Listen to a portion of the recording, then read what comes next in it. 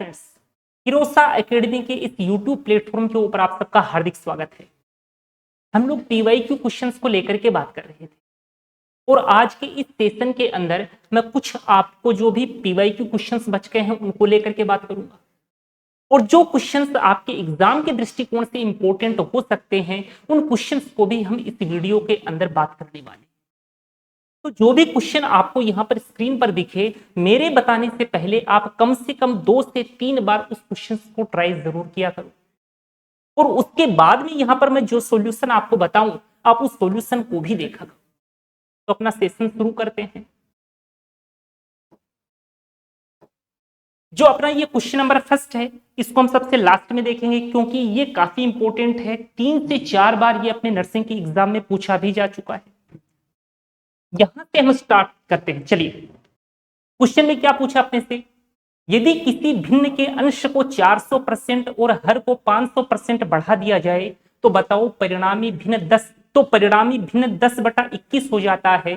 तो मूल भिन्न क्या थी, ये अपने से पूछा गया है। इंपॉर्टेंट सवाल है। वैसे आपके प्रीवियस ईयर्स में पूछा नहीं गया है लेकिन फ्यूचर के अंदर इसके पूछे जाने के चांसेस है। पूछा क्या है उसने, मूल भिन्न क्या थी।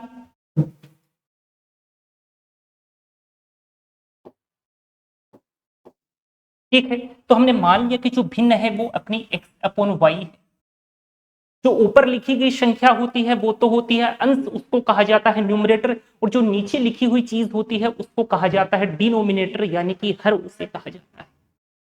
अब उसने क्या कहा कि भिन्न के अंश को 400% बढ़ा दें तो कोई भी चीज अपने आप में 100% होती है। तो आप अंश को 400% बढ़ाओगे तो पहले 100 था तो अब कितना हो गया, 500% हो गया।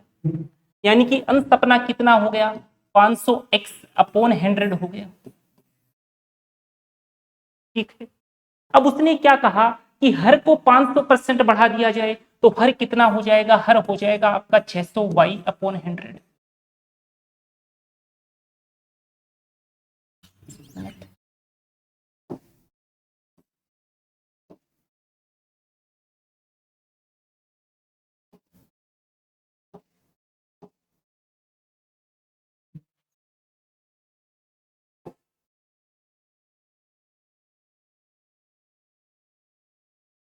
सारा ही हट गया पूरा। चलिए, अंश को हमने बढ़ाया 400% तो अंश हो गया 500x/100। हर को कितना बढ़ा दिया, 500%, तो ये हो गया 600y/100। ये इक्विवेलेंट में किसके है, 10/21 के है, ऐसा उसने कहा है। तो 100 से 100 कैंसिल आउट हो जाएगा तो अपने पास कितना आ जाएगा, 500x/600y = 10/21। अब अपने को पता है कि 100 से 100 यहां पर कैंसिल आउट होता है, तो जब भी ऐसा सवाल आए तो अपने को 100 लिखना ही क्यों है, डायरेक्ट ही वो तो कट जाता है। तो आप डायरेक्ट ही ये स्टेप लिखा करो, 500x/600y। तो कटने वाली चीजें जो भी हैं उन्हें काट दो। ये 3 दूनी 6, 3 सत्ते 21, 5 दूनी 10 हो गया। तो यहां से जो x/y की वैल्यू आएगी वो कितनी आ जाएगी, 4/7 आ जाएगी। यानी कि ऑप्शन नंबर 4 आपका करेक्ट आंसर हो जाएगा। ठीक है, कोई दिक्कत नहीं होगी। तो जो भी आपके क्वेश्चन स्क्रीन पर आए कम से कम 2 से 3 बार आप उसको ट्राई जरूर किया करो। अगले क्वेश्चन की तरफ चलते हैं। इस क्वेश्चन को देखो। अब ये क्वेश्चन ऐसा है जिसमें आपको पेन भी उठाने की जरूरत नहीं है। आप डायरेक्ट बता सकते हो कि यहां पर जो 30 है वो 15 से कैंसिल आउट हो जाएगा क्योंकि पॉइंट से पॉइंट हटेगा। 15 दूनी 30, 2 दूनी 4, 25 चौके 100 और 2 अंक छोड़ करके एक पॉइंट, यानी कि 1 जो है वो अपना करेक्ट आंसर है। ठीक है, तो ऐसे सवालों के अंदर कभी भी पेन उठाने की आप कोशिश किया ही मत करो, डायरेक्ट वहीं के वहीं निपटा दिया करो मन ही मन में। जब देखो बताता हूं, 0.25 इंटू 0.30/0.15 मल्टीप्लाई हो रहा है किससे, 2 से मल्टीप्लाई हो रहा है। यहां पर पॉइंट के बाद में 2 डिजिट हैं, यहां पर भी पॉइंट के बाद में 2 डिजिट हैं, यानी कि पॉइंट से पॉइंट हटा दो। ये 15 दूनी 30 हो गया, ये 2 दूनी 4 हो गया, 25 चौके 100 हो गया। 2 अंक छोड़ करके पॉइंट लगाना है, मैंने पॉइंट लगा दिया तो आंसर क्या आ गया, 1 आ गया। समझ में आया होगा आपकी। अगले क्वेश्चन को देखो। अब इस क्वेश्चन को बताने से पहले एक कॉन्सेप्ट है, वो कॉन्सेप्ट मैं आपको बताना चाहूंगा। आप बहुत ही ध्यान से उस कॉन्सेप्ट को समझिएगा और उस कॉन्सेप्ट का यूज अपने क्वेश्चन के अंदर काफी बार होता है। तो उस कॉन्सेप्ट को देखते हैं। पहले कॉन्सेप्ट क्या है? जिससे तुलना की जाए उसे हमेशा बेस बना। जिससे भी आप तुलना कर रहे हो उसे आप हमेशा बेस में रखा करो, उसे आप हमेशा हर में रखा करो। वैसे मैं अपनी तरफ से पूरी कोशिश करूंगा कि आपके कहीं पर भी किसी भी प्रकार का डाउट आने ही ना पाए। लेकिन फिर भी यदि आपके कहीं पर भी डाउट आता है तो आप कमेंट बॉक्स के अंदर वो डाउट अपना पूछ लिया करिए। तो यहां पर मैंने क्या कहा कि जिससे तुलना की जाए उसे हमेशा बेस बनाओ, उसे हर बनाओ। तो यहां पर एक एग्जांपल लेता हूं मैं, पहले एग्जांपल देखना। जैसे आपसे कह दिया जाए कि नंबर ऑफ बॉयज जो है वो तो है 50 और नंबर ऑफ गर्ल्स जो है वो बराबर है 80 के। ये मैंने अपनी तरफ से कुछ रैंडम डेटा ले लिए। अब इनको देकर के जितने भी प्रकार के क्वेश्चन पूछे जा सकते हैं वो मैं एग्जांपल के माध्यम से यहां लिखता हूं और फिर मैं वन बाय वन आपको वो क्वेश्चन समझाऊंगा। फिर जब भी आपको इस प्रकार का सवाल मिलेगा तो आप उसको डेफिनेटली सही करेंगे। किस प्रकार का क्वेश्चन? जैसे क्वेश्चन नंबर फर्स्ट है, बॉयज गर्ल्स का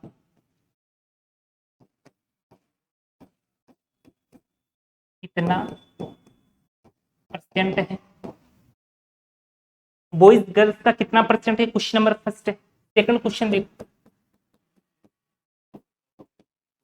गर्ल्स बॉयज का कितना परसेंट है?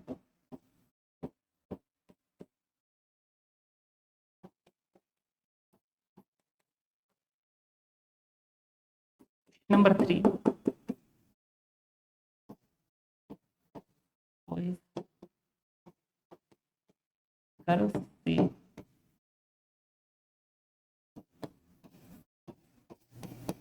कितने कम है? क्वेश्चन नंबर 4,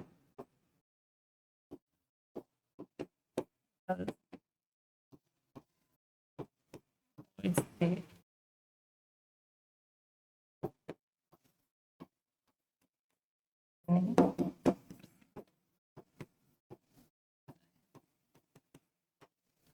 तो ये 4 क्वेश्चन अपने पास है।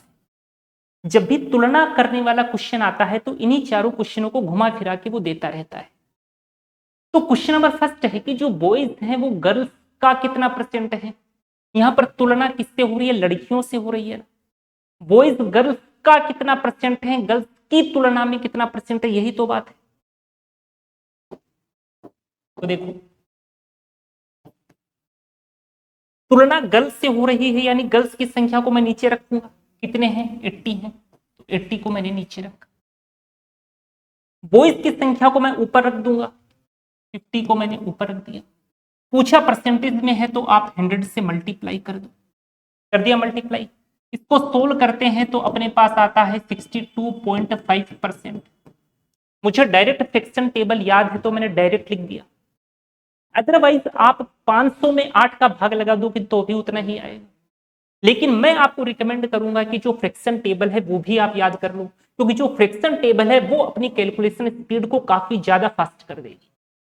सेकंड क्वेश्चन को देखते हैं। क्या कहा गया है? जो गर्ल्स हैं वो बॉयज का कितना परसेंट है? गर्ल्स बॉयज की तुलना में कितना परसेंट है? यानी तुलना किससे हो रही है? बॉयज से हो रही है। और जिससे तुलना हो उसको हमेशा हर में रखो, यानी कि बॉयज की संख्या को हर में रखो। कितनी संख्या है? 50 है तो 50 को मैंने नीचे रख दिया। कोई दिक्कत नहीं है, 50 को नीचे रखा। गर्ल्स की संख्या 80 है, 80 को हमने ऊपर रख दिया। क्योंकि परसेंटेज में कैलकुलेट करना है तो 100 से मल्टीप्लाई कर दिया। इस जीरो से ये जीरो कैंसिल हो गया, 5 दूनी 10, 8 दूनी 16, यानी कि 160% आपका आंसर हो गया। समझ में आ रहा होगा। तीसरा क्वेश्चन देखो, बॉयज गर्ल्स से कितना परसेंट है? क्या बोल रहा, बॉयज गर्ल्स की तुलना में कितना परसेंट है? ऐसे ही तो बोला है। तुलना किससे हो रही है? लड़कियों की संख्या से हो रही है, तो लड़कियों की संख्या को नीचे रख, 80 को नीचे रख दिया। पूछा क्या है, बॉयज गर्ल्स से कितना परसेंट कम है, तो यहां पर जो बॉयज हैं वो गर्ल्स से कितना कम है, तो साफ साफ दिख रहा है कि 30 कम है। तो 30 को वहां ऊपर रख दो, 30 को ऊपर टांग दिया, और परसेंटेज में निकालना है तो 100 से मल्टीप्लाई कर दो। इस जीरो से ये जीरो कैंसिल हो गया, सोल्व करोगे तो आ जाएगा 37.5%। ये मैंने डायरेक्ट फ्रैक्शन टेबल से लिखा है, और जो फ्रैक्शन टेबल है वो भी मैं आज आपको क्लास में बताऊंगा, और क्लास में ही हम वो फ्रैक्शन टेबल याद भी कर लेंगे। बस आपको धीरे धीरे मेरे साथ उस फ्रैक्शन टेबल को बोलना पड़ेगा, और घर पर जाकर के आप 1 से 2 बार जब उसको बोलोगे तो आपको वो याद हो जाएगी। तीसरा क्वेश्चन हो गया, क्वेश्चन नंबर 4 को देखते हैं। क्या बोला इसने, गर्ल्स जो है वो बॉयज से कितना परसेंट ज्यादा है, तुलना बॉयज की संख्या से हो रही है। तो जिससे तुलना हो उसको नीचे रखो, तो 50 को नीचे रखा। तो आप ये देखो, उसने क्या कहा है कि जो गर्ल्स हैं वो बॉयज से कितना ज्यादा है, तो साफ साफ मुझे दिख रहा है कि 30 से ज्यादा है। तो 30 को ऊपर रख दो, परसेंटेज में कैलकुलेट करना है तो 100 से मल्टीप्लाई कर दो। इस जीरो से ये जीरो कट गया। अब मुझे पता है कि 1/5 तो 20% होता है, तो 3/5 कितना हो जाएगा, 20% का 3 गुना कर दो, यानी कि ये तो 60% होता है। समझ में आ रही होगी आपकी बात। अब जो अपना क्वेश्चन था, उस क्वेश्चन के अंदर अपने को यही कॉन्सेप्ट लगाना है कि जिससे तुलना की जाए उसको हमेशा हर में रखो, उसे हमेशा बेस बनाओ, उसे हमेशा डिनोमिनेटर में रखो। अब उस क्वेश्चन को देखो, इस क्वेश्चन में उसने क्या कहा कि दो संख्याएं क्रमशः तीसरी संख्या से, यानी कि संख्याएं कितनी हैं, 3 है, तो हमने मान लिया कि 3 संख्याएं ए, बी और सी हैं। अब उसने क्या कहा कि दो संख्याएं क्रमशः तीसरी संख्या से 50% और 60% ज्यादा है। जो पहली संख्या है वो तीसरी संख्या से 50% ज्यादा है, और जो दूसरी संख्या है वो तीसरी संख्या से 60% ज्यादा है। ऐसा ही तो उसने कहा है। तो जैसा उसने कहा वैसा हम करेंगे। हमने मान लिया कि सी जो है वो तो 100 है। पहली संख्या कितनी ज्यादा है सी से, 50%, तो यहां पर 150 हो गया। दूसरी संख्या सी से कितनी ज्यादा है, 60% ज्यादा है, तो ये हो गया 160। चाहो तो इन जीरो से जीरो को काट दो। अब उसने क्या कहा, तो दूसरी संख्या पहली संख्या का कितना परसेंट है, यानी कि दूसरी संख्या पहली संख्या की तुलना में कितना परसेंट है। तुलना पहली वाली संख्या उससे हो रही है, तो 15 को नीचे रखा, 16 को ऊपर रखा। परसेंटेज में कैलकुलेट करना है तो 100 से मल्टीप्लाई भी कर दिया। क्वेश्चन हो गया अपना, बस सिंपल कैलकुलेशन से उनको सोल्व कर लेंगे। चलो करते हैं सोल्व। 5 यही 15, 5 दूनी 30, ये जीरो आ गया। 16 दूना 32, 320 बटा 3, 3 एकम 3, 3 छक 18, 106 से ही 2/3% आपका आंसर होगा।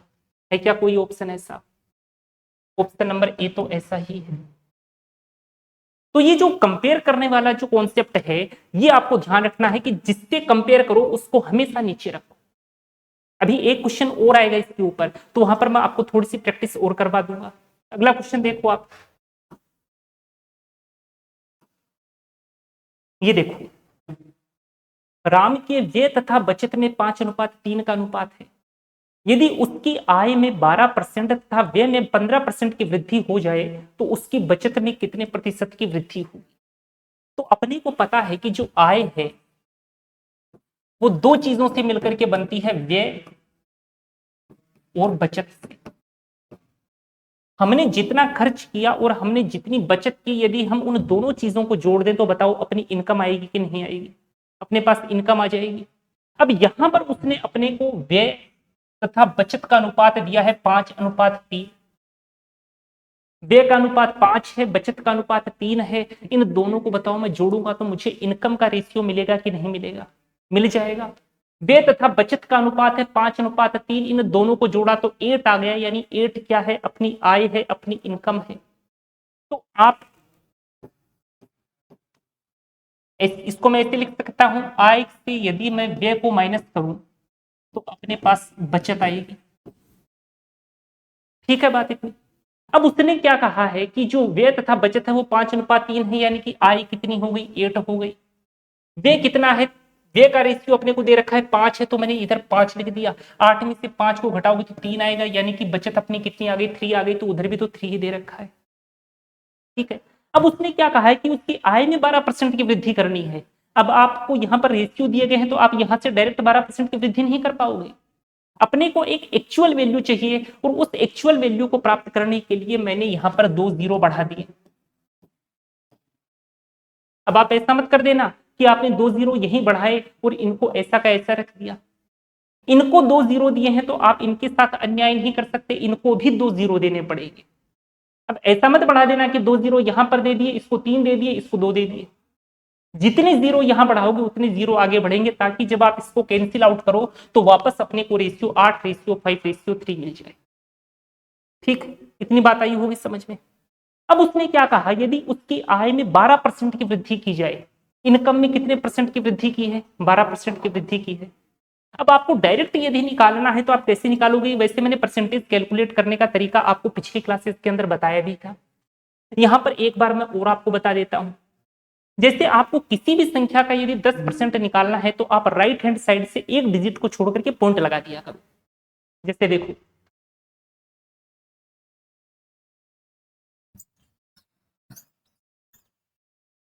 जैसे अपने पास 375 है, इस 375 का यदि मुझे 10% निकालना है तो आप राइट हैंड साइड से एक डिजिट को छोड़ो और क्या लगा दो, पॉइंट लगा दो। तो इसका जो 10% है वो कितना हो जाएगा, 37.5 हो जाएगा।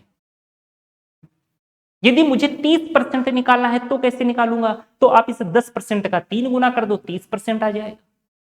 50% निकालना है तो कैसे निकालूंगा, इस 10% का 5 गुना कर दो, 50% आ जाएगा। जैसे मान लो अपने को 600 दे रखा है, इस 600 का मुझे 50% निकालना है तो आप इसका डायरेक्ट हाफ कर दिया करो, यानी 300 जो हो 600 का क्या है, 50% है। तो इस तरीके से जब आप कैलकुलेट करोगे तो आपको लिखना थोड़ा कम पड़ेगा। तो अब इस क्वेश्चन को देखो, इसने क्या कहा, यदि आय में 12% की वृद्धि कर दी जाए तो मुझे पता है यदि 1% कैलकुलेट करना हो तो 2 अंक छोड़ करके पॉइंट लगाते हैं, तो 375 का जो 1% होगा वो कितना हो जाएगा, 3.75। तो इसमें वृद्धि कितनी करनी है, 12% की, इसका 1% है 800, तो 12% निकालने के लिए मैं इसको 12 से मल्टीप्लाई करूंगा। ठीक है, तो इसका जो 12% है वो कितना हो जाएगा, 96 ऐड करना पड़ेगा, तो ये हो गया 890। समझ में आया होगा। देखो 1% कितना होगा, 800 का 8 हो जाएगा। लेकिन मुझे निकालना कितना है, मुझे 12% निकालना है, तो आप इसका 12 गुना कर दो, कितना आ जाएगा, 96 आ जाएगा। तो 800 में मैंने 96 को ऐड कर दिया तो 896 हो गया। अब इतना लिखना नहीं अपने को, अब थोड़ा फास्ट करते हैं। देखो 500 में कितने की परसेंट की वृद्धि करनी है, 15% की, तो 15 पीछे 75, ये कितना आ गया, 575 आ गया। यहां पर बचत निकालनी है तो आय में से व्यय को माइनस करूंगा तो बचत आएगी। तो 6 में से 5 गया तो 1 आ गया, 9 में से 7 गया तो 2 आ गया, 8 में से 5 गया तो 3 आ गया, यानी 321 अपनी क्या हो गई, बचत हो गई। अब उसने क्या कहा, तो उसकी बचत में कितने परसेंट की वृद्धि होगी। भाई बचत पहले तो 300 थी और अब बचत 321 हो गई, तो बताओ कितनी वृद्धि हुई। 300 से 321 जाने के लिए 21 की वृद्धि हुई। कितने के ऊपर हुई, 300 के ऊपर हुई। क्योंकि परसेंटेज में निकालना है तो 100 से मल्टीप्लाई कर दो, इन दो जीरो से इन दो जीरो को काट दो और इसको सोल्व करोगे तो अपने पास 7% आ जाएगा, यानी ऑप्शन नंबर सेकंड आपका आंसर है। ये तो है इस क्वेश्चन को करने का तरीका। लेकिन अब मैं आपको इस क्वेश्चन को करने का जो तरीका बताऊंगा, आपको केवल उस तरीके को ही फॉलो करना है।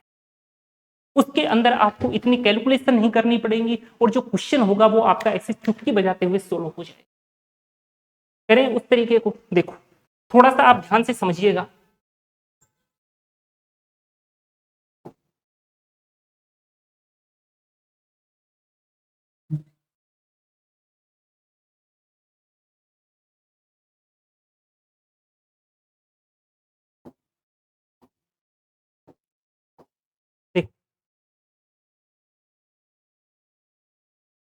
आप क्या किया करो कि जो भी व्यय और जो आय का अनुपात है उसे लिख दिया करो। तो यहां पर व्यय क्या है 5 और इनकम क्या है 8 है, तो व्यय और इनकम का रेशियो मैंने लिख दिया।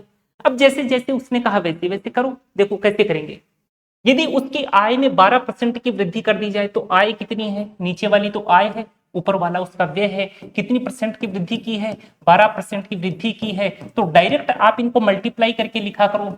ये कितना आ गया 96 आ गया। एक बार आपको हो सकता है थोड़ी प्रॉब्लम हो, लेकिन तरीका बहुत शानदार है। ऐसा तरीका मिलेगा नहीं आपको कहीं पर। तो इस तरीके से आप इस प्रकार के क्वेश्चंस को हमेशा हैंडल किया करो। जो पहले वाला तरीका था तो वो तो एक बेसिक कॉन्सेप्ट था इस क्वेश्चन को करने का। अब आगे उसने क्या कहा कि जो व्यय है उसमें 15% की वृद्धि करो। तो व्यय कितना है 5 है, इसमें 15% की वृद्धि करनी है, तो डायरेक्ट मल्टीप्लाई कर दिया करो। कितना आ गया 15 पीछे 75 आ गया। ठीक है, अब देखो ये तो इनकम है, ये अपना व्यय है, इसमें से इसको माइनस करूंगा तो बताओ क्या आएगा, बचत आएगा। तो कितना आएगा 3 आएगा इनटू, क्योंकि आपको ये परसेंटेज निकालना है तो x% मान लिया। इनको भी आपस में, ये तो है आपकी इनकम की बात, ये है व्यय की बात, तो सब्ट्रैक्ट कर दो। 6 में से 5 गया, 1 9 में से 7 गया तो 2 आ गया। अब यहां से x% की वैल्यू निकाल लो तो अपने पास कितना आ जाएगा 3 7 21, यानी कि 7% आ गया। बताओ कैलकुलेट करना पड़ा क्या ज्यादा। तो यहां पर जो ऑप्शन नंबर सेकंड है वो आपका करेक्ट आंसर हो गया। आप चाहो तो पहले वाले क्वेश्चन से करो या फिर इससे करो, लेकिन आप इस तरीके को फॉलो किया करो। ये तरीका अपने आप में बहुत शानदार तरीका है, तुरंत क्वेश्चन आपका सोल्व हो जाएगा। अगले क्वेश्चन की तरफ चले। इस क्वेश्चन को देखो, यदि एक संख्या और उसके 1/5 के बीच 84 का अंतर है तो संख्या क्या होगी। तो हमने मान लिया कि जो संख्या है वो तो x है, तो एक संख्या और उसके 1/5 यानी संख्या का 1/5 x/5, अंतर कितने का है दोनों के बीच में 84 का अंतर है। अब यहां से x को कॉमन लोगे तो 1 - 1/5 आएगा, जो 4/5 हो जाएगा। उधर पलटी मार करके जाएगा तो 5/4 हो जाएगा। फिर इसको कैलकुलेट कर देंगे। अब जो स्टेप्स हैं वो लिखने वाली स्टेप्स नहीं है, वो सारा काम मन ही मन में करने वाला है। लेकिन मैं लिख देता हूं 1 - 1/5 = 84। तो इसको सोल्व करोगे तो आएगा अपने पास 4/5। ये 4/5 जब उधर जाएगा तो ये क्या बन जाएगा अपना 5/4। इसको सोल्व करोगे तो 4 दूनी 8, 4 एकम 4, 21 पंजे 105 होता है। Option number 3। ठीक है, तो इतना काम लिखने का नहीं है। अपने को ये पता लगा तो डायरेक्ट आप यहां से ये वाले लाइन लिखो और यहां से कैलकुलेट करो। टाइम काफी बचेगा, जितनी ज्यादा स्पीड अच्छी होगी ना उतना टाइम बचेगा। और ये जो स्पीड है ना ये आपकी केवल और केवल प्रैक्टिस से बनेगी। ठीक है, अगला क्वेश्चन देखते हैं। 9800 के 3/5 के 25% का 30% क्या होगा। बहुत ही आसान सा सवाल है। मैंने आपको पहले भी कहा था कि जब भी आपको ये वर्ड्स लिखे हुए मिल जाएं ओ ओ ओ, तो वहां पर डायरेक्ट इस वर्ड को भगाया करो और जो मल्टीप्लीकेशन का साइन है उसको लाया करो। तो वही काम यहां करेंगे। देखो 9800 किससे मल्टीप्लाई हो रहा है 3/5 से, का 25%। 25% तो मुझे पता है कितना होता है भाई। आप 25% तो ऐसे तो लिखोगे, तो 1/4 होता है। ये करना थोड़ी था, बता दिया मैंने। ये हो गया आपका 1/4 का 30%। 30% तो 3/10 होता है। तो इसको मल्टीप्लाई कर दो 3/10 से। सोल्व करना है, सोल्व कर दो इसको। इस जीरो से इस जीरो को काट दो, 5 चौके 20 होता है। उस जीरो से इस जीरो को काट दो, इसका हाफ कर दो, 2 चौके 8, 2 9 18। तो 49 को मल्टीप्लाई कर दो आप इस 3 से, इस 3 से, 3 3 का 9। अब यूनिट डिजिट वाला कॉन्सेप्ट देखते हैं। भाई यहां पर 9 है और यहां पर 9 है, यानी कि 9 नमा 81, यानी कि यूनिट डिजिट पर 1 आना चाहिए। तो जो भी आपका आंसर होगा उसके यूनिट डिजिट पर 1 बैठा होगा। तो ये तो वैसे नहीं होगा, यूनिट डिजिट पर 3 है, यहाँ पर 3 है, तो ये भी नहीं होगा। तो या तो ये अपना आंसर होगा या ये अपना आंसर होगा। कर लें सोल्व इसको। 9×81 का 1 हासिल आया 8, 9 चौक 36, 36 और 8 कितना हो जाएगा 44 हो जाएगा। तो ऑप्शन नंबर 3 आपका आंसर हो जाएगा। ठीक है, अगला क्वेश्चन देखते हैं। इस क्वेश्चन को देखो, एक परीक्षा में पास होने के लिए कुल 270 अंक पाना जरूरी है। पासिंग मार्क्स कितने हैं 270 हैं। यदि आप 270 नंबर लाओगे तो ही आप पास होगे। एक विद्यार्थी को 216 अंक मिलते हैं और उसे 8% अंकों से अनुत्तीर्ण घोषित किया जाता है। जो विद्यार्थी है उसे कितने नंबर मिले हैं 216 मिले हैं और 8% अंकों से वो लटक गया है, फेल हो गया है। विद्यार्थी को अधिकतम कितने अंक मिल सकते हैं? तो अधिकतम तो 100 ही तो मिल सकते हैं, 100% अंक ही मिल सकते हैं। तो हमने मान लिया कि जो अधिकतम अंक है वो कितने मिल सकते हैं 100% मिल सकते हैं, यानी 100 मिल सकते हैं। अब पासिंग मार्क्स कितने हैं? पासिंग मार्क्स जो है वो तो है 270। इतने नंबर तो आने ही चाहिए पास होने के लिए। और विद्यार्थी को कितने अंक मिलते हैं 216, यानी कि जो मार्क्स ऑब्टेन है जो स्टूडेंट लेकर आया है वो कितने हैं 216 और उसे 8% अंकों से अनुत्तीर्ण घोषित किया गया है, यानी कि इससे 8% अंक और मिल जाते तो बताओ ये यहां से यहां पहुंचता कि नहीं पहुंचता। यानी कि इन दोनों के बीच में जो डिफरेंस है वो तो 8% का है। यानी कि 8% का जो डिफरेंस है वो किसके बराबर है? इन दोनों के डिफरेंस के बराबर है कि नहीं? बिल्कुल बराबर है। तो इन दोनों के बीच का डिफरेंस निकालो तो 4, तो ये हो गया 20 और ये 50, यानी कि 54 का अंतर है। ठीक है, तो यहां से 1% की वैल्यू निकालो तो 1% जो है वो बराबर है 54/8 के। उसने क्या पूछा है अधिकतम कितने अंक मिल सकते हैं, तो 1% की वैल्यू अपने को पता है और 100% की वैल्यू अपने को निकालनी है, तो आप निकाल सकते हो। इसको मल्टीप्लाई कर दो 100 से, बस इसको सोल्व कर दो। 4 दूनी 8, 25 चौक 2 से काटो, 2 दूना 4, 2 सत्ते 14, मल्टीप्लाई करना पड़ेगा। 25 सत्ते 175 का 5 हासिल आ गया 17, 25 दूनी 50, सही किया क्या? 25 सत्ते 175 का 5 हासिल आया 17, 50 और 50 और 17 कितना हो जाएगा 67, यानी 675 आपका आंसर होगा ऑप्शन नंबर सी।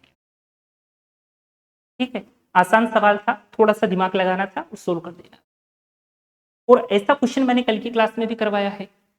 तो इस प्रकार के जो क्वेश्चन है वो भी आपके एग्जाम में पूछे जा सकते हैं, तो इस प्रकार के क्वेश्चंस को भी आप थोड़ा देख लेना। अगला क्वेश्चन देखो, एक परीक्षा में 58% छात्र अंग्रेजी में, 37% छात्र मैथ में तथा 19% छात्र दोनों विषयों में अनुत्तीर्ण हुए।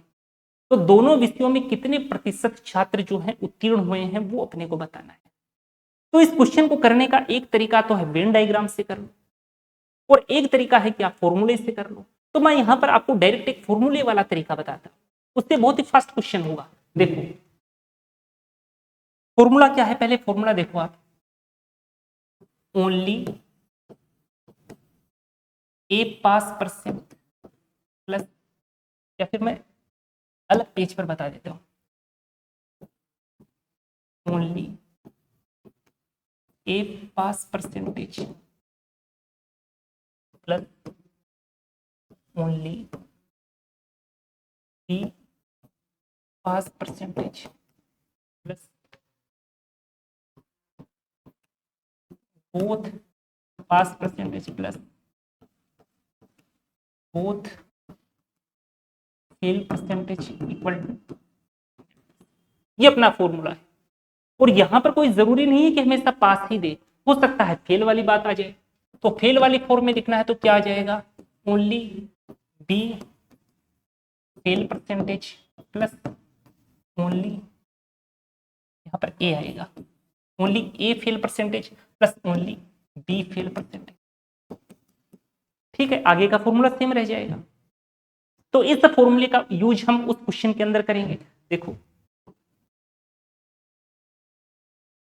परीक्षा में 58% छात्र इंग्लिश में फेल हुए हैं, 37% छात्र मैथ में फेल हुए हैं तथा 19% दोनों विषयों में फेल हुए हैं। तो मुझे चाहिए जो केवल इंग्लिश में फेल हुए हैं, क्योंकि फॉर्मूले में मैंने क्या कहा था, ओनली ए फेल परसेंटेज। तो मुझे केवल वो लिखना पड़ेगा जो केवल इंग्लिश में फेल हुए हैं। तो केवल इंग्लिश में फेल होने के लिए यहाँ पर तो 58 है, यहाँ पर 19 है, जो दोनों में फेल हुए हैं। तो 58 में से आप 19 घटा दो, तो 58 से आप 19 घटाओगे तो अपने पास कितना आ जाएगा, 39 आ जाएगा। आगे फॉर्मूले में हम क्या लिखते हैं, जो केवल बी में फेल हुए हैं उनका परसेंटेज, लेकिन यहां पर तो 37% दिया गया है छात्र इंग्लिश में, और 37% छात्र मैथ में फेल हुए हैं, तो 19% दोनों विषयों में हुए हैं। तो 37 से आप 19 माइनस करोगे तो केवल मैथ में फेल होने वाले स्टूडेंट आ जाएंगे। तो आप 37 में से 19 माइनस करो तो कितना आ जाएगा, 18 आ जाएगा। ठीक है, उसके बाद में हम क्या लिखते हैं, दोनों में फेल होने वालों का परसेंटेज। तो दोनों में फेल होने वालों का परसेंटेज तो अपने को दिया है, कितना है, 19। तो यहां पर 19 लिखो। फिर हम क्या लिखते हैं, दोनों में पास होने वालों का परसेंटेज। तो दोनों में पास होने वालों का परसेंटेज ही तो उसने पूछा है। तो अब मैं यहां पर वो लाइन क्यों लिखूंगा इतनी लंबी, मैं डायरेक्ट मान लूंगा कि x है, तो उसको मैंने x मान लिया ताकि थोड़ा लिखने से मैं बच जाऊं। और ये किसके इक्विवेलेंट होता है, ये तो 100% के इक्वल होता है, 100 के इक्विवेलेंट होता है। अब इसको अपने को सोल्व करना है, तो सोल्व कर देते हैं। देखो 3 और 1 4 और 1 5, तो 50 तो ये हो गया। 9 और 8 17 और 17 और 9 26, यानी 26 अपना ये हो गया।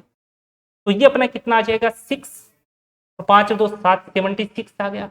76 प्लस x इक्वल टू 100, ये अपने पास है। ठीक है, यहां से x की वैल्यू निकालोगे तो x की वैल्यू कितनी आ जाएगी, 24% आ जाएगी। ऑप्शन नंबर सेकंड आपका करेक्ट आंसर है। तो वो फॉर्मूला है जो आप डेफिनेटली याद रखिए, वो फॉर्मूला आपके काफी क्वेश्चन से मदद कर देता है।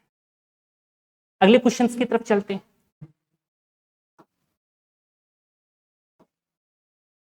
इस क्वेश्चन को देखो, अब जो कंपेयर करने वाला जो तरीका है वही तरीका यहां पर फॉलो होगा, लेकिन यहां पर जो अपने को ये परसेंटेज दिया गया है, ये परसेंटेज दिया है 16 सही 2/3%। तो एक बार आप इस क्वेश्चन को कोशिश करो।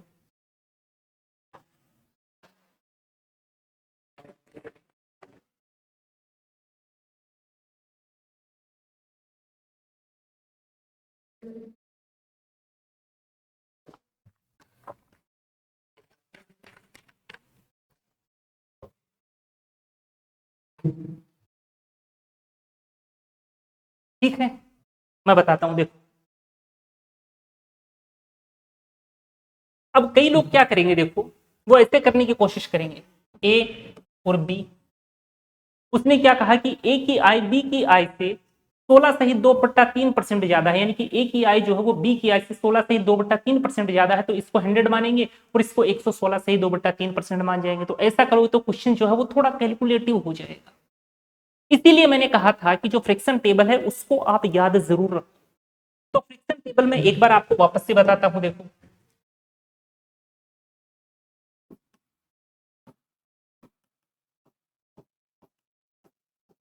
फ्रिक्शन टेबल काफी हेल्प करती है अपने सवालों के अंदर।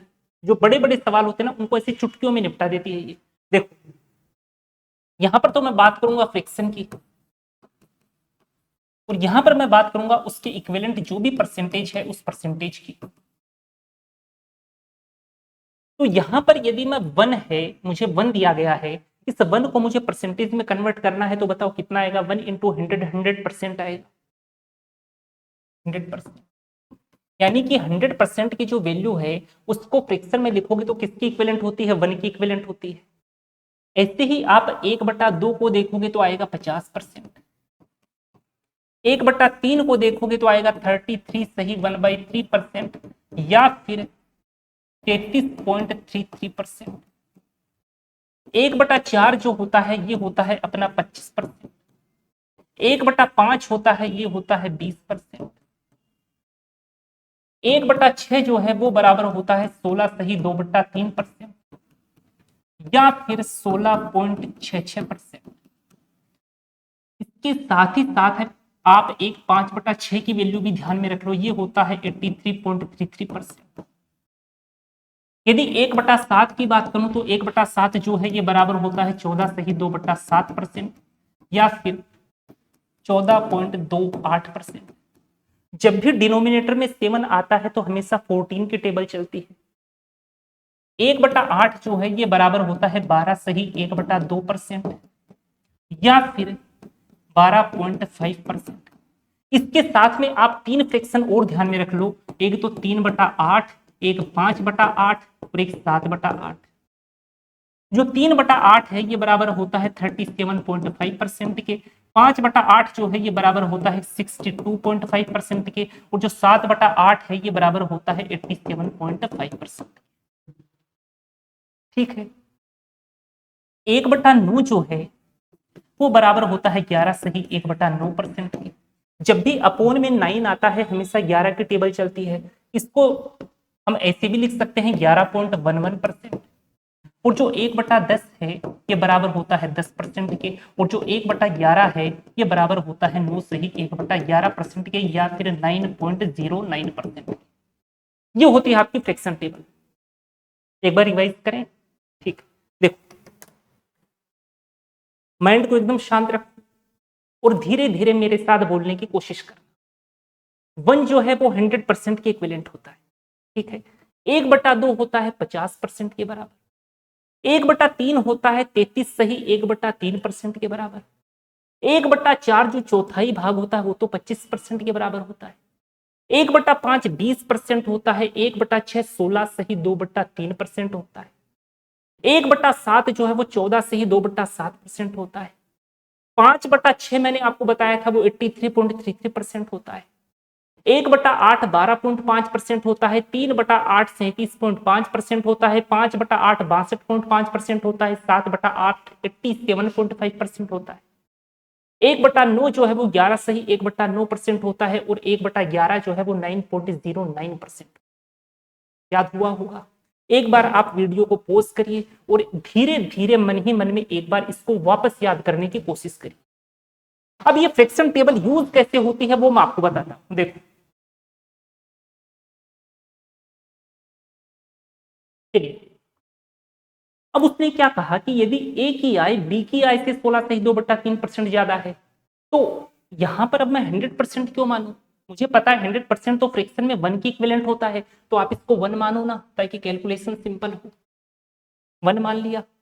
अब देखो ए की आय बी की आय से 16 सही 2/3% ज्यादा है, तो 1 प्लस ज्यादा कितनी है 16 से ही 2/3%, और अपने को पता है 16 से ही 2/3% तो फ्रैक्शन में 1/6 होता है, यानी कि ये तो 1 + 1/6 है।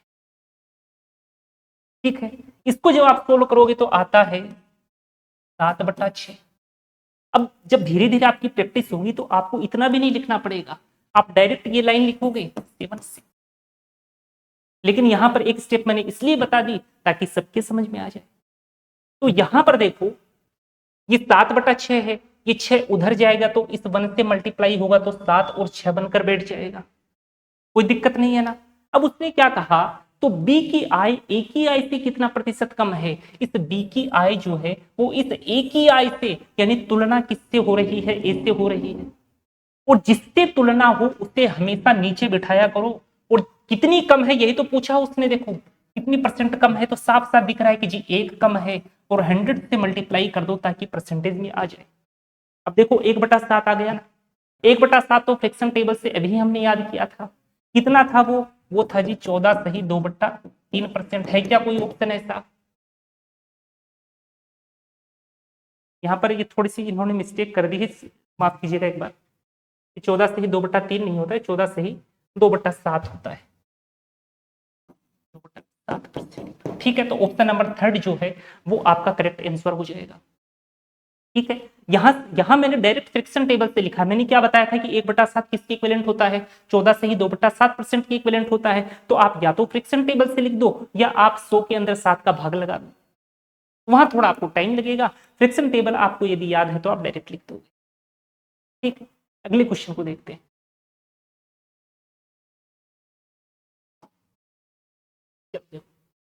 ये क्वेश्चन जो है इसके भी पूछे जाने के काफी चांसेस है। यदि चावल के मूल्यों में 10% की कमी हो जाए तो इसकी खपत कितने प्रतिशत बढ़ा देनी चाहिए कि खर्च में किसी भी प्रकार का कोई परिवर्तन ही ना हो? मैंने आपको एक चीज बताई थी कि मूल्य इंटू खपत बराबर खर्च होता है। ये लाइन कैसे आती है? जैसे आप मार्केट में गए, मार्केट में आपने ठेले वाले से पूछा कि भैया आलू का क्या भाव है, तो उसने कहा कि यार मैं तो आलू 50 रुपए किलो बेच रहा हूं, आपको चाहिए 10 किलो, यानी कि आप उससे कितना रुपया पे करोगे? 500 रुपए तो पे करोगे। यानी कि इस दौरान आपने क्या किया, जितना भी आलू का मूल्य था उससे अपनी कंजप्शन को, जितनी अपने को चाहिए उससे मल्टीप्लाई कर दिया, तो अपने पास टोटल खर्च आ गया। यही तो किया आपने। तो वहीं से ये फॉर्मूला आया है कि मूल्य इंटू खपत बराबर खर्च। अब आगे देखो आप, यदि चावल के मूल्यों में 10% की कमी की जाए, तो यहां पर तो बात करेंगे मूल्य की, ये पहले वाली वैल्यू और ये अब वाली वैल्यू, कितने परसेंट की कमी की है? 10% की कमी की है। 10% को फ्रैक्शन में लिखोगे तो कितना आ जाएगा? 1/10 आ जाएगा। यानी पहले वैल्यू 10 थी और अब कितनी हो गई? 9 हो गई। समझ में आया है क्या? देखो 10% बराबर होता है 1/10 की। पहले वैल्यू ये थी, लेकिन उसने क्या बोला है कि कमी करनी है, यानी कमी किसकी की है? 1 की। जो ऊपर बैठा हुआ जो नंबर होता है ना, वो कमी या वृद्धि को बताता है। तो आप यहां से देखा करो, कमी की गई है, यानी कि कितने की कमी की है? 1 की। तो पहली वैल्यू क्या थी? 10। 10 के अंदर 1 की कमी हो गई, यानी कितना हो गया? 9 हो गया। वही लाइन तो मैंने यहां लिखी। ठीक है, आपको इतना नहीं लिखना, आप डायरेक्ट लिखोगे, बस धीरे धीरे आपकी प्रैक्टिस होनी चाहिए। तो वही प्रैक्टिस मैं कराने की कोशिश कर रहा हूं। तो जो जो चीजें मैं आपको जैसे जैसे भी मैं बताऊं, आप वैसे वैसे चलिए, आपकी स्पीड भी अच्छी होगी और आपकी मैथ जो है मैथ भी अच्छी हो जाएगी। अब देखो, मूल्य की बात हमने कर ली। उसने क्या कहा, इसकी खपत कितने परसेंट बढ़ानी चाहिए, और मैंने क्या कहा, मूल्य इंटू खपत होता है। तो मूल्य इंटू खपत, यानी कि यहां पर जो चीजें हम लिखेंगे वो खपत की लिखेंगे। लेकिन उसने तो पूछा है खपत कितने परसेंट बढ़ानी चाहिए, ये चीज अपने से पूछी है, यानी कि यहां वाली चीजें अपने पास गिवन ही नहीं है। और इन दोनों को मल्टीप्लाई करते हैं तो अपने को क्या मिलता है? खर्च मिलता है। यानी कि यहां पर जो चीजें मिलेंगी वो तो खर्च वाली मिलेंगी। और खर्च के लिए उसने क्या कहा कि खर्च में कोई परिवर्तन ही ना हो, यानी कि पहले जो खर्च था वो का वो खर्च अब भी है। तो बताओ दोनों खर्च का जो रेशियो है वो कितना आ जाएगा? 1:1 आएगा। यही तो आएगा। तो यहां पर क्या हो गया? ये 1:1 हो गया। ठीक है, उसी फॉर्मूले के अकॉर्डिंग मैंने लिखा है। ये तो मूल्य की बात हो गई, ये खपत की बात हो गई, और यहां पर खर्च की बात कर रहे हैं। अब जब भी आपको यहां पर 1:1 मिले, उस केस में जो भी मूल्य का रेशियो है वो पलटी मार करके खपत के सामने बैठ जाता है। क्या कहा मैंने? वापस से सुनना, कि जब भी आपको यहां पर 1:1 मिले, उस केस में मूल्य का जो भी रेशियो है वो पलटी मार करके खपत के सामने बैठ जाएगा। तो खपत का क्या आ जाएगा रेशियो? 9:10 आ जाएगा। पलटी मार दी ना, देखो 10 से 9 है तो ये 9 से 10 बन करके बैठ गया। अब उसने क्या पूछा है, तो उसकी खपत में कितने प्रतिशत की वृद्धि करनी चाहिए, खपत को कितना परसेंट बढ़ाना चाहिए। तो साफ साफ दिख रहा है कि खपत 9 से 10 हो रही है। खपत क्या हो रही है? 9 से 10 हो रही है। यानी खपत कितनी बढ़ रही है? 1 बढ़ रही है। कितने के ऊपर बढ़ रही है? 9 के ऊपर बढ़ रही है। परसेंटेज में कैलकुलेट करना है तो 100 से मल्टीप्लाई कर देंगे। ठीक। वैसे यहाँ पर ऑप्शन में इसने कोई मिस्टेक कर दी है। इसका जो आंसर आएगा वो कितना आ जाएगा? अब इसको सोल्व हम लोग करेंगे तो कितना आएगा? 11 सही 1/9% आएगा। ये अपना आंसर होगा। ऑप्शन में यहाँ पर मेंशन है नहीं। ये देखो मैंने डायरेक्ट उसी फ्रैक्शन टेबल से लिखा है। 1/9 इंटू 100 जो है वो किसके बराबर होगा? 11 सही 1/9% के बराबर होगा, यानी कि 11.11% के बराबर होगा। यहाँ पर किसी ऑप्शन में आप ऐसे लिख दो 11 सही 1/9%। ये आपका करेक्ट आंसर हो जाएगा। ठीक है, समझ में आ गई होगी आपके बात। अगला क्वेश्चन देखें, अगले क्वेश्चन को देखिए। हाँ, ये क्वेश्चन है, ये आपके एग्जाम के लिए काफी इंपॉर्टेंट है। कम से कम भी इस क्वेश्चन के ऊपर बेस्ड आपके नर्सिंग एग्जाम्स में 2 से 3 बार क्वेश्चन पूछे गए। इस क्वेश्चन को करें। देखो, एक परीक्षा में 900 लड़कियां, कितनी है जी? 900 है। बॉयज कितने हैं? 1100 है।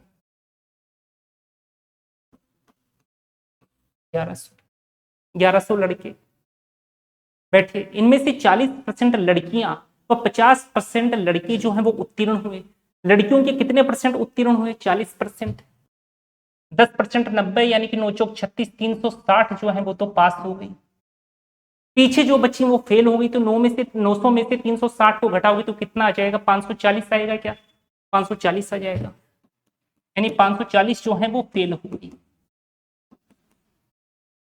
यहां पर उसने क्या कहा, बॉयज के अंदर 50% लड़के उत्तीर्ण हुए, तो इसका 50% निकालना है, तो इसका आधा कर दो। अभी मैंने बताया था ना आपको, 2 पंजे 10, बच गया 1, 2 पंजे 10 और ये 0, ये तो पास हो गए, और 550 ही आपकी क्या हो गए? फेल हो गए, फेल हो गए। ठीक है, सही किया है ना? देखो इसका आधा किया हमने, 50%, दो 2 पंजे 10, बच गया 1, 2 पंजे 10 और ये 0, तो ये तो पास हो गए आपके। तो फेल कितने हो गए?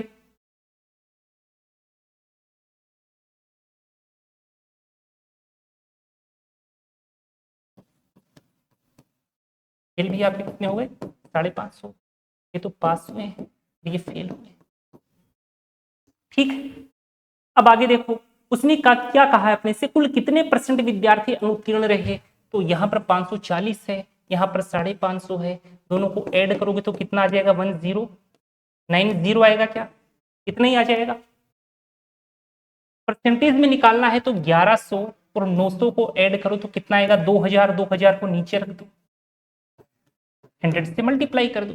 बस कैलकुलेशन से उनका थोड़ा आपको ध्यान रखना है। हो सकता है कैलकुलेशन किसी से भी गलती हो सकती है, कभी भी गलती हो सकती है, उसको आपको थोड़ा ध्यान रखना है। ठीक है, चलो कैलकुलेट करें। इस जीरो से ये जीरो गया, इस जीरो से ये जीरो चला गया, इस जीरो से ये जीरो चला गया, 2 पंजे 10, 2 चौके 8 और 2 पंजे 10, 54.5 आएगा। ऑप्शन नंबर 3 आपका आंसर हो जाएगा। ठीक है, अगला क्वेश्चन देखते हैं। इस क्वेश्चन को करो, पहले 15 विषम प्राकृतिक संख्याओं का योग ज्ञात करिए। जो भी स्टार्टिंग के जो 15 ओड नंबर्स होते हैं उनको अपने को ऐड करना है। तो कई तो ऐसे ऐड करेंगे 1 + 3 + 5 + 7, लेकिन ऐसा नहीं करना। ऐसे करोगे तो निश्चित थोड़ा टाइम लगेगा आपको। तो डायरेक्ट आप एक चीज ध्यान में रख लो कि इसका जो फॉर्मूला होता है वो होता है n²। n क्या है? जितनी भी संख्याओं को वो ऐड करवा उसका नंबर है। तो पहले 15 की बात कर रहा है तो 15 का स्क्वायर कर लो, तो 15 का स्क्वायर कितना होता है? 225 होता है, यानी कि ऑप्शन नंबर सी आपका सही जवाब है। अब 15 की मान लो कि आपने उसको कर भी लिया, 1 + 3 करके आपने कर भी लिया, लेकिन उसने 15 की जगह यदि आपको 45 दे दिया होता तब क्या करते? तब भी कैसे लिख लिख कर करते? इसलिए आप डायरेक्ट इसको ध्यान रखो और इसकी हेल्प से डायरेक्ट कैलकुलेट कर दो। ये आपके नर्सिंग की एग्जाम में पिछले सालों के अंदर पूछा गया क्वेश्चन। ठीक है, अगला सवाल देखो। ये देखो, एक संख्या को 385 से विभाजित करने पर शेषफल 54 मिलता है। यदि उसी संख्या को 55 से विभाजित करें तो शेषफल क्या मिलेगा? ये जो सवाल है ये आपके लगता है जो नर्सिंग के जो भी एग्जाम करवाते हैं उनका बहुत ही पसंदीदा सवाल है, क्योंकि ये सवाल मैंने जो पीवाईक्यू क्वेश्चंस देखे उसमें 3 से 4 बार पूछा गया है। लेकिन इस सवाल को करने का मैं आपको इतना शानदार तरीका बताऊंगा कि जैसे ही आप इसको एग्जाम में देखोगे तो आपका जो फेस है ऐसा हो जाएगा। क्योंकि ये जो सवाल है ये अब तक के जितने भी हमने सवाल किए हैं ना उससे सबसे सिंपल सवाल है। इसमें आपको कुछ भी नहीं करना। जैसे ही ये सवाल आप देखो तो आप क्या किया करो, यदि उसी संख्या को 55 से विभाजित करें, इस 55 को पकड़ा करो, विभाजित करने पर शेषफल 54 आता है, इसको पकड़ा करो और इस शेषफल के अंदर इसका भाग लगाया करो, यानी 54/55 और रिमाइंडर बता दिया करो, शेषफल बताया करो। अब बताओ 54 में मैं 55 का भाग लगाऊंगा तो रिमाइंडर क्या आएगा? 54 ही तो आएगा। तो 54 आपका आंसर हो जाएगा। ठीक है ना, 54 ही तो आएगा। देखो 0 से भी है 0, 54। लेकिन इतना कैलकुलेट नहीं करना, डायरेक्ट पता है 54 जो है 55 से छोटा है, तो जो छोटी संख्या होती है वो अपने आप में ही रिमाइंडर हो जाती है। ठीक है, यदि 54 की जगह 56 होता, यदि 54 की जगह 56 होता तो रिमाइंडर क्या होता? 1 होता, तो 1 आपका आंसर हो जाता। समझ में आ गई होगी बात। तो यहां पर जो अपना आंसर है वो है ऑप्शन नंबर डी। ठीक है, अगला क्वेश्चन देखो, वैसा ही सेम क्वेश्चन है, एक संख्या को 483 से विभाजित करने पर शेषफल 68 प्राप्त होता है। यदि उसी संख्या को 69 से विभाजित करें तो शेषफल क्या होगा? इसको पकड़ो और इसका भाग इसमें लगा दो, कितना आएगा? 68 आएगा। ये ऑप्शन नंबर बी आपका आंसर है। नहीं टाइम लगा, लेकिन हो सकता है वहां पर 68 की जगह और कोई ऐसा नंबर दे दे जो 69 से बड़ा हो, तो उस केस में आप रिमाइंडर निकालकर चेक कर लेना कि रिमाइंडर कितना आ रहा है। जो भी रिमाइंडर होगा वही आपका आंसर हो जाएगा। ठीक है, अब ऐसा ही एक सवाल हमने स्टार्टिंग में छोड़ा था, स्टार्टिंग की तरफ चले।